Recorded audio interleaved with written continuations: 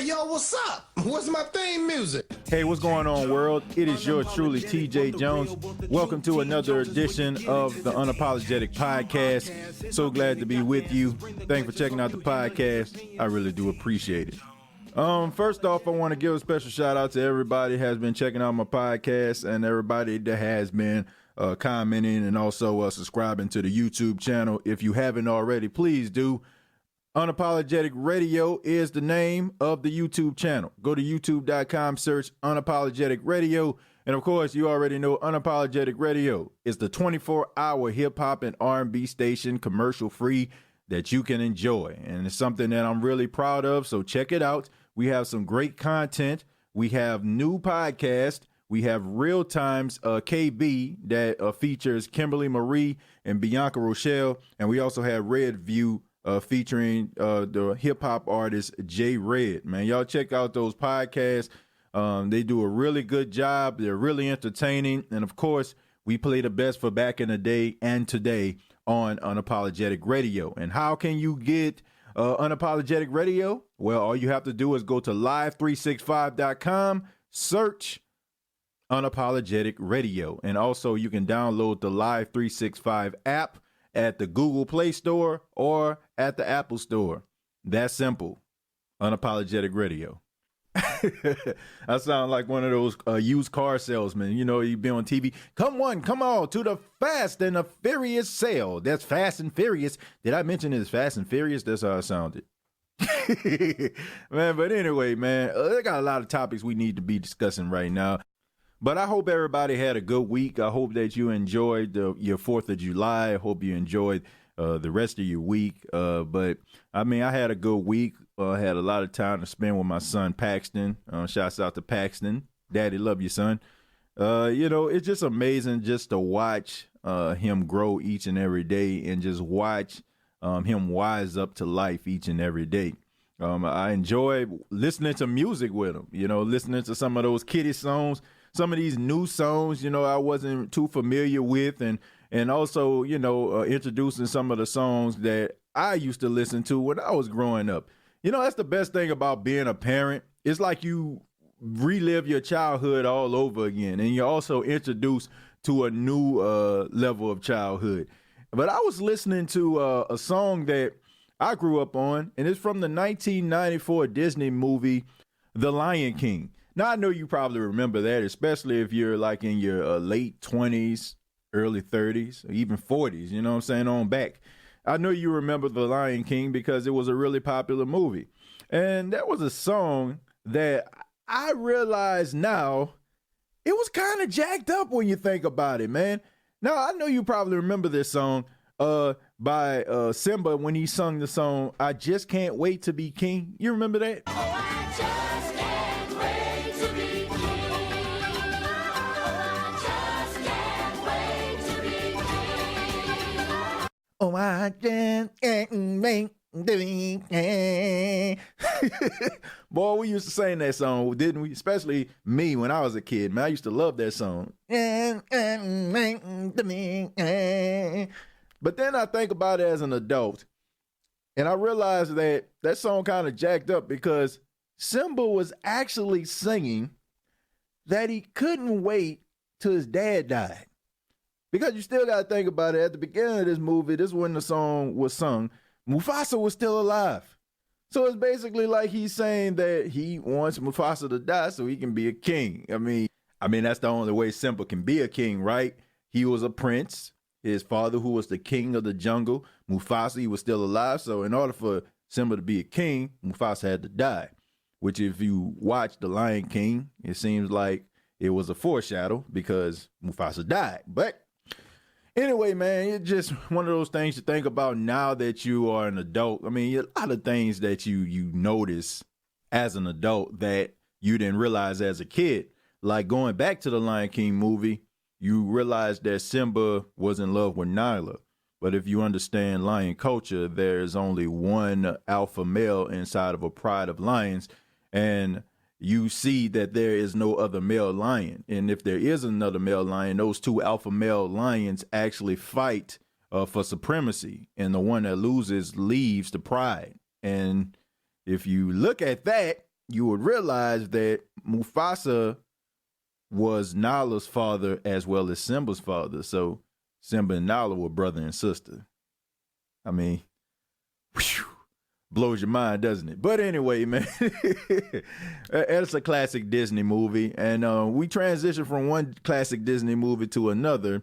We got to talk about The Little Mermaid. And I know a lot of people listen to this podcast. If you're in your 30s, once again, late 20s, you grew up on The Little Mermaid. And, it's a topic of discussion because The Little Mermaid is going to be remade.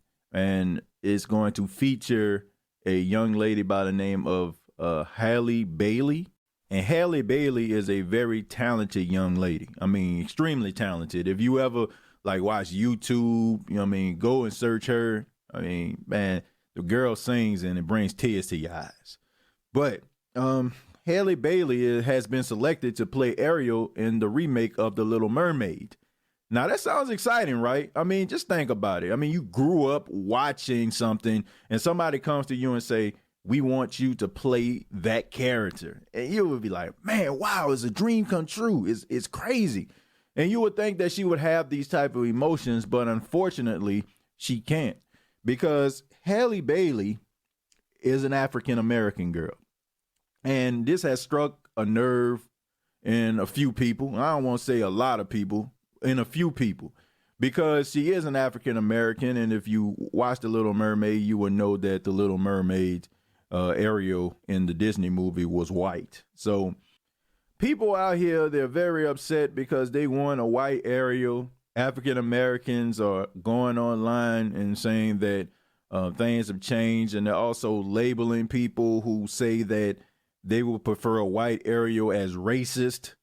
And this is a society that I'm tired of because we are quick to judge people and label people as racist. Just because a person says that they will prefer a Ariel that's white. And look, African Americans, you got to be honest and real with yourself. Ariel was white on The Little Mermaid. That doesn't mean that person is a racist. That means that a person maybe they just want the Ariel that they identified with growing up. We got to stop labeling people and calling people racist just because they say that they want something different from us. I feel like that's dismissive. And that's the reason why we cannot have conversations as people, because people are too afraid, because we don't want to ask the question why a person feels that way. And when we do ask the question, we get so emotionally involved that we don't even listen to what a person has to say. It's almost like when we get into an argument with our significant other, right?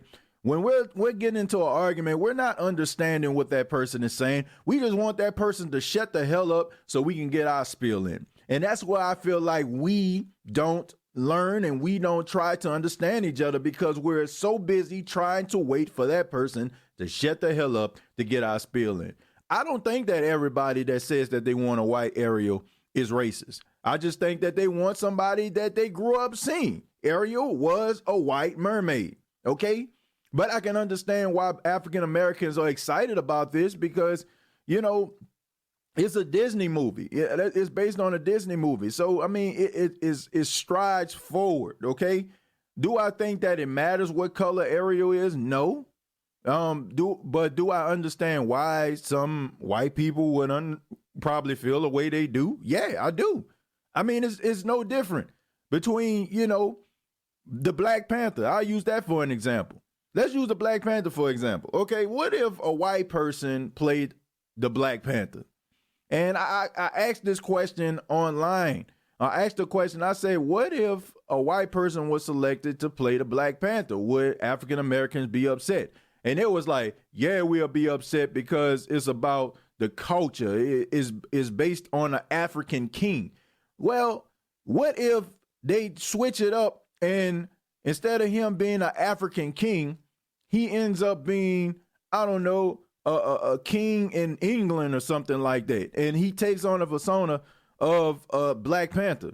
Then we'll probably get upset then, right? I mean, it's no different. I hate to say it like that. It's no different. I just feel like sometimes when we want things to benefit us. We try to make excuses for it. We make excuses then. Oh, that wouldn't be right because the Black Panther was an African guy. I mean, but Thor, he was a guy. I mean, but we look at the movie Endgame, and I'm about to spoil it for a few people. I mean, if you ain't see Endgame by now, man, like shame on you. But Thor ended up giving his throne to a lady, and she was an African American. I can't think of her name right offhand, but on the movie, he gave his throne to a woman. Okay, so I mean, that wasn't really a part of the history. It wasn't. Like if you go back to the comic books, that wasn't in a comic book. You look at Captain America, he giving his shield to an African American. Now that was in a comic book. It was. I will give it that. But at the end of the day, I'm pretty sure that people probably were up in arms in the 70s when this happened, that Captain America, who was a white guy, gave his shield to a black guy, and he was playing Captain America because Captain America was somebody they identified with. So I can understand it from both standpoints. I think that black people sometimes, I think we need to understand this. I know it seems like, man, I'm kind of picking on black people on this episode, but I just got to call it for what it is, man. I think black people sometimes feel like they're the only ones that need to be proud of their heritage. Like you have other cultures out here, they shouldn't be proud of their heritage or some of the things about their history. I think that black people, we think that we are the only ones that have a history that should be recognized because, it's loaded with progress, a lot of struggle, and a lot of motivational tools, I should say. But, you got people out here of other cultures that are proud of their culture. They're proud of their heritage, and they shouldn't be ashamed of it. I think that we look at it as black people, we look at white people and we say, man, why should they be proud of their culture? I mean, look at what they did. I mean, they came to Africa, they took our ancestors, they put them on ships, they brought them over here, they sold them into slavery, they whipped them, they beat them, they hung them, they deprived them out of things that they actually were supposed to have, like adequate pay, equal jobs. We couldn't even eat at the same restaurants as them. But make no mistake about it. No matter if you are a white person, you should have pride in your heritage. You should have pride in your history, because everybody's ancestors that were white, they weren't around here hanging black people from trees. You got to remember, man, I mean, you have to remember something called the Underground Railroad. I mean, you got to think about that. I mean, black people weren't owning some of these houses, that was harboring, slaves that were trying to escape to the north. I mean, you have some white people out here who really, took risks trying to help African Americans get to freedom. I mean, it's just the truth.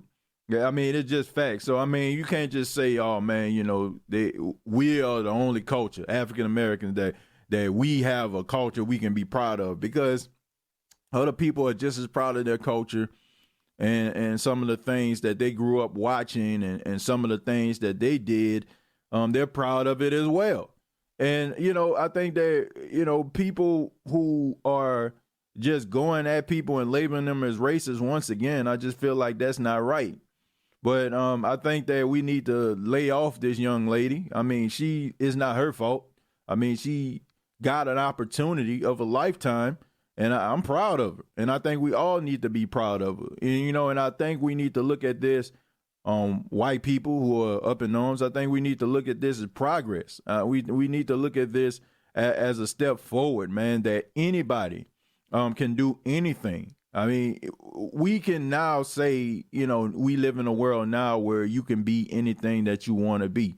If you put the work into it, if you put your best foot forward, if you keep moving forward, if you keep grinding, you can achieve great things. And it don't matter. I mean, this right here shows it. I mean, we grew up looking at The Little Mermaid as one particular culture, and now it transitions forward. I mean, I think we just need to look at it that way. And we should just focus on that and leave this young lady alone. I mean, she's young.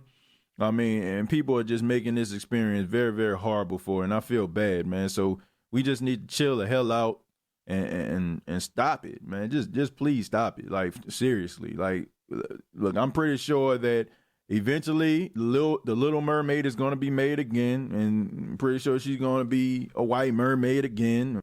And white people, you know, some white people will be happy and all will be well in the world, right? You know, sad thing about that is when somebody heard that statement, they probably say, yep, you right, TJ, you right. Everything gonna be well in the world. Man, we got to do better, okay? And sitting online and arguing and going back and forth, that's not going to solve anything, all right? And labeling people is definitely not going to solve anything. That's what's really dividing us. I said that on a previous podcast. What divides us is the fact that we don't want to have conversations. And because we're afraid to have conversations, we're just pulling further and further away. And it's something to watch. And it's not good to watch, but it's something to watch. To watch people destroy one another, you know. Don't even get the opportunity to sit down and have conversations and get to know each other. Just automatically type a few characters and feel like you know somebody. I think that's the dumbest thing that you can do. But having conversations and trying to see where a person stands in their point of view, I think that's what we need to do. This is the Unapologetic Podcast. You're truly TJ Jones. Glad to be with you. Before I go, I want to talk about this new wave. A horrible wave that seems to be going viral. Man, this whole licking ice cream, putting ice cream back in the freezer, this whole opening mouthwash, spitting it back in the bottle and putting it back on the shelf. There was this young lady who was out in Texas. She took some Bluebell ice cream and she licked it and she put it back in the freezer, and this went viral. I mean, it hit like 11 million views. And as of right now, this young lady is trying to be found. I don't know if she was found or not. For the making of this podcast, she hasn't been found yet. But she is looking at about 20 years, man. She's looking at about 20 years in prison because of what she did. And I usually don't say stuff like this, but I really feel like her ass deserves to go to jail. I'm serious. I feel like she needs to go to jail because I'm about to sound like an old guy. But I feel like some of these young people out here, they do such crazy shit because they feel like nothing is going to happen to them. They feel like that. They hide behind these computers. They're in their parents' houses. They're away from the people that they're talking to, so they feel like they can talk greasy and they can say all these crazy things online and they will have no consequence. They feel like they can make these videos and nothing will happen to them. And I feel like this girl right here needs to be made an example out of, because these kids need a wake-up call, because we have now reached a level where people will do anything to matter. Like anything. They will do anything for people to look at what they're doing. This is sad. Like, this world has gotten absolutely sad that people will do anything for attention. This right here, I would never think in my wildest dreams that a person would do something this asinine just for some attention, just so they can get a couple views, a couple likes. Like, how sad is your life? How sad is your life that you have to go inside of a Walmart and open up a freezer and lick ice cream? Who thinks of shit like that? No, I'm just saying, how does your mind work for you to just to be sitting at home and just sitting on the couch and watching television and just thinking, how can I get people to notice me? I know what I do. I go to Walmart and lick some ice cream. What kind of shit is that? When you're thinking about stuff like that, first off, you need to put the weed down or the pills or whatever the hell you taking. and go out here and try to find you something with some damn structure. I mean, you shouldn't even be thinking of anything like that. I mean, I'm just, man, I'm just lost. But I tell you what, this girl right here, I think 20 years might be a little extreme, but I do think that she needs to spend some time in jail, because this is a wake-up call, because people look at things online and they think that it's real. So putting this stuff like this online, maybe these kids will get a wake-up call and be like, oh, man, she really got in trouble for this. I'm not going to do anything like that. But as long as we're around here commenting and not letting anything happen to her, as long as you're allowing these type of situations to happen, they're going to keep on happening. They're going to keep on occurring, and kids are not going to learn from it. And I feel like this girl needs to be made an example out of. Man, I'm all for it. Like, I'm all for it. I don't want no talk. I don't want her to get stern talking to. I don't want no community service. I don't want to see her picking up no trash on the side of the road, because if she go pick up trash on the side of the road, she'll be somewhere with a camera phone, cracking jokes or whatever like that. I mean, you got to make an example out of this, because this seems like this the only thing kids understand. I mean, this is the only thing they understand. They don't understand that life has consequences. Growing up, if you was to do some crazy stuff, man, like, you used to get in trouble. Period. Like, it wasn't no ifs, ands, or buts about it. You got your ass in trouble. And I feel like the same thing needs to happen with this girl.